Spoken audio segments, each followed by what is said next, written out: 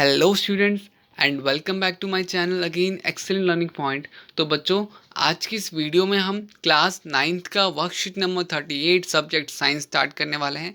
तो देखो, आज हमारा टॉपिक क्या है बच्चों? तो आज हमारा टॉपिक है बल तथा गति के नियम।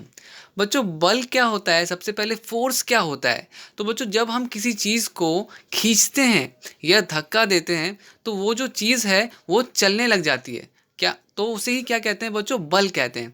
हो सकता है कि हम चलती हुई चीज़ को रोक रहे हैं, ठीक है, उसको भी हम रोक रहे हैं, तो फिर वहाँ पे भी क्या होता है बच्चों? बल का ही प्रयोग होता है, ठीक है। तो ये सारी चीज़ क्या होती है बच्चों? बल कहते हैं। लिखो, देखो क्या लिखा हुआ है। जिज्ञासा दीदी, मैंने देखा है कि जब खिलौने को खींचते या धक्का देते हूँ तो यह चलने लगता है। क्या हमें किसी भी वस्तु को चलाने के लिए बल लगाना पड़ता है? तो बच्चों, आंसर इज यस। किसी भी चीज़ को चलाने के लिए आपको क्या लगाना पड़ता है बच्चों? फोर्स, बल लगाना पड़ता है। अब जैसा कि आप यहाँ पे ड्राइंग में देख रहे होगे बच्चों, ये ड्राइंग दिख रहा है आपको? ये देखो, यहाँ पे सारे लोग, ये जो दो पर्सन है आपके, एक व्यक्ति यहाँ पर है 100 न्यूटन और ये 100। बच्चों, ये न्यूटन क्या है? तो मैं आपको ये भी बता दूं कि जैसे मुझे किसी का वजन बताना है तो मैं क्या यूज़ करता हूँ? केजी। कि भैया ये जो पर्सन है वो 100 केजी का है, ये जो चीज़ है वो 50 केजी का है, ये जो मेरे पास सब्जी मुझे जो चाहिए वो 5 केजी सब्जी चाहिए। तो मतलब कि जहाँ पर हम वजन नापने के लिए केजी का यूज़ करते हैं, उसी तरह से फोर्स को हमने कितना बल लगाया उसको नापने के लिए एन मतलब कि न्यूटन, ठीक है, न्यूटन इस्तेमाल करते हैं बच्चों, ठीक है। तो फोर्स की ऐसा यूनिट क्या हो गई? न्यूटन होती है, ठीक है। तो इस व्यक्ति ने भी बच्चों सेम फोर्स लगाया। इस व्यक्ति ने इस फ्रिज पर 100 न्यूटन का फोर्स लगाया। अब ये व्यक्ति भी 100 न्यूटन। अब आप सोचोगे सर ये क्या पागलपंती है, ये फ्रिज वाला ये एक इधर से धक्का दे रहा है, एक इधर से धक्का दे रहा है, तो वो चाहते क्या है? तो वो तो छोड़ो ना बच्चों, वो अलग बात है। हम यहाँ पे समझना क्या चाह रहे हैं? हम यहाँ पे समझना ये चाह रहे हैं कि ये देखो, ये दोनों एक चीज़ पर सेम क्या कहते हैं? फोर्स लगा रहे हैं। क्या ये फ्रिज हिलेगा? आप बस मुझे ये बताओ, क्या ये फ्रिज हिलेगा? Answer is no sir, fridge तो हिलेगा ही नहीं सर। जब दोनों सेम ही दम लगा रहे हैं तो फिर फ्रिज वहीं का वहीं रहेगा। तो बच्चे इसे क्या कहते हैं बच्चों? इसे कहते हैं बैलेंस्ड फोर्स। बैलेंस फोर्स कहते हैं बच्चे, क्या कहते हैं इसे?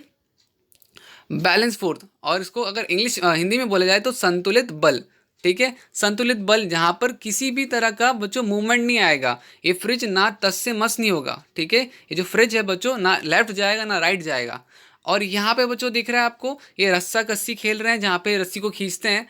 अब देखो, ये जो यहाँ पे 3 व्यक्ति हैं ये 300 न्यूटन फोर्स लगा रहे हैं, यहाँ पे 3 व्यक्ति है ये 300 न्यूटन फोर्स लगा रहे हैं। अब मुझे बताओ, कोई भी इधर उधर होगा? आंसर इज नो सर, कोई भी इधर उधर नहीं होगा, क्योंकि इस दोनों के दोनों क्या कर रहे हैं? सेम फोर्स से दोनों को आपस में खींच रहे हैं। तो यहाँ पर तो भैया गेम में कोई नहीं जीत पाएगा।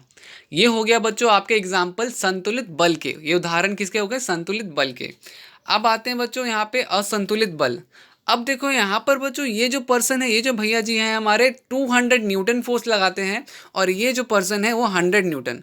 अब आपको पता लग गया होगा बच्चों कि ये जो फ्रिज है वो घिसकेगा, किस तरफ घिसकेगा? इस तरफ घिसकेगा, ठीक है, क्योंकि ये भैया जी जो हैं ज़्यादा, इससे 2 गुनी ज़्यादा फोर्स लगा रहे हैं। तो ऑब्वियसली ये भैया जीत जाएंगे और ये फ्रिज उस तरफ मतलब कि इस तरफ जाएगा, ठीक है। ओके।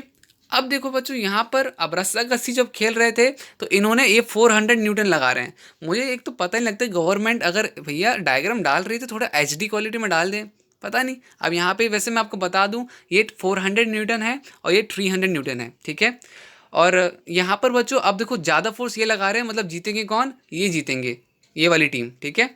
तो ये था बच्चों असंतुलित बल, ठीक है। असंतुलित बल में क्या होता है बच्चों? जहाँ पर एक तरफ से ज़्यादा फोर्स लगता है, ज़्यादा बल लगता है। और बल किसे कहते हैं? जब हम किसी चीज़ को खींचते हैं या किसी चीज़ को धक्का लगाते हैं तो उसे ही बल कहते हैं। तो ये तो हो गया बच्चों चैप्टर का पूरा, मतलब क्या मतलब था नहीं था। अब हम आते हैं बच्चों क्वेश्चन आंसर्स पे, बिना किसी टाइम वेस्ट किए। तो मेरे प्यारे बच्चों, आपका पहला प्रश्न है, बल क्या क्या कार्य कर सकता है? उदाहरण सहित लिखिए। तो देखो, आपका क्या है उदाहरण? तो बल किसी भी वस्तु को चलाने, रोकने, दिशा या आकार को बदलने में सहायक होता है, जैसे कुर्सी का खिसकना, स्कूटर के ब्रेक लगना। तो बच्चों देखो, आप जो फोर्स लगाते हो, सपोज मैंने ना क्या किया, एक स्प्रिंग ले लिया। स्प्रिंग आप सबने सुना होगा, स्प्रिंग जो कि खींच सकते हैं और हम कम कर सकते हैं। या फिर चलो बॉल ले लेते हैं। अगर मेरे पास एक बॉल है बच्चों, अगर उसे हाथ में लेके मैं जोर से उसे दबाता हूँ तो क्या होगा कि उसका शेप चेंज हो जाएगा, या फिर आपने बैलून ले लिया, बैलून को आप प्रेस करोगे बच्चे तो जैसा उसका शेप होता है शेप चेंज हो जाता है। आप क्यों? क्योंकि आपने उसमें धक्का लगाया, फोर्स लगाया, ठीक है। सेम वाइज बच्चों आपका कई सारे एग्जाम्पल है, जैसे कि हम किसी चीज़ को, जैसे कोई बॉल आ रही थी तो आपने उसे हाथ से रोक दिया तो वहाँ पर भी उसे फोर्स लगाया, आपने बल लगाया। तो ये था बच्चों बल का कार्य।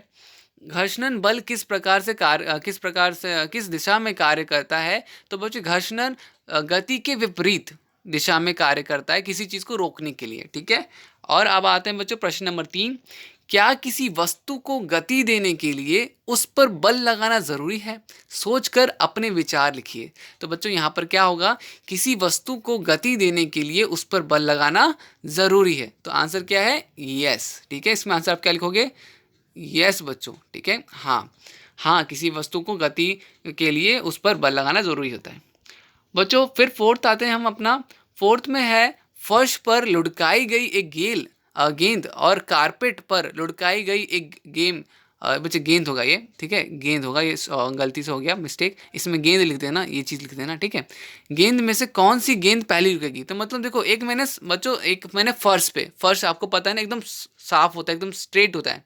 और कारपेट जो होता है वो थोड़ा सा उसका जो सरफेस होता है वो काफ़ी मतलब खुरदुरा होता है, ठीक है। तो आप ही बताओ बच्चे, आप ट्राई करना, आप फर्श पे एक गेंद को फेंकना और कारपेट पे फेंकना। आप देखोगे बच्चे कि कारपेट की गेंद पहले रुक जाएगी, ठीक है। यही चीज़ यहाँ पे लिखी हुई है कि कारपेट पर लुढ़काई गई गेंद पहले रुकेगी, क्योंकि कारपेट और गेंद के बीच घर्षण बल कारपेट की खुरदुरी सतह के कारण अधिक होता है तथा फर्श में गेंद की बीच घर्षण तुलनात्मक रूप से कम होता है। तो बच्चों फर्श में ना बड़ी लेट के बाद रुकेगा, बट ना आपका कारपेट में बड़ी जल्दी रुक जाएगा। तो ये था आपका फोर्थ का आंसर। बच्चों फिफ्थ क्वेश्चन देखो, मैंने बताया है फिफ्थ क्वेश्चन में दिए गए, ये रहा फिफ्थ क्वेश्चन आपका, दिए गए चित्र में तीर ए और बी, ये तीन होगा बच्चों, के निशान पर संदर्भ, ये जो तीर दिख रहा है ना वो तीर, तो यहाँ पे संदर्भ में क्या दर्शा रहा है? तो बच्चे दिए आंसर होगा इसका, ये रहा आंसर होगा इसका, दिए गए चित्र में तीर ए और बी, तीर बी के निशान दर्शा रहा है कि बल ए का मान बल बी के मान के बराबर है, वह दोनों विपरीत दिशा में कार्य कर रहे हैं। तो बच्चों ये था पूरा का पूरा आपका आज का वर्कशीट। आई होप आपको वर्कशीट अच्छी लगी होगी, सब कुछ समझ में आया होगा। अगर ऐसा हुआ बच्चों, अगर आपको मेरी मेहनत अच्छी लगी, मेरा काम अच्छा लगा, तो प्लीज़ लाइक ज़रूर करिएगा बच्चों, कमेंट ज़रूर करिएगा, क्योंकि मुझे आपका लाइक और आपके कमेंट से बच्चों बहुत अच्छा मोटिवेशन मिलता है, बहुत अच्छा लगता है आप सब जब कमेंट करते हो। एंड मोस्ट इंपॉर्टेंट बच्चों, सब्सक्राइब ज़रूर करिएगा, ठीक है, एंड बेल आइकन ज़रूर प्रेस करिएगा, ठीक है। इससे आपके पैसे नहीं लगते, सिर्फ और सिर्फ मैं जब भी न्यू वीडियो डालूंगा तो आपके पास नोटिफिकेशन पहुंच जाएगा, बस यही फ़ायदा है आपका इसमें, ठीक है। तो मिलते हैं नेक्स्ट वीडियो में, तब तक के लिए बाय बाय।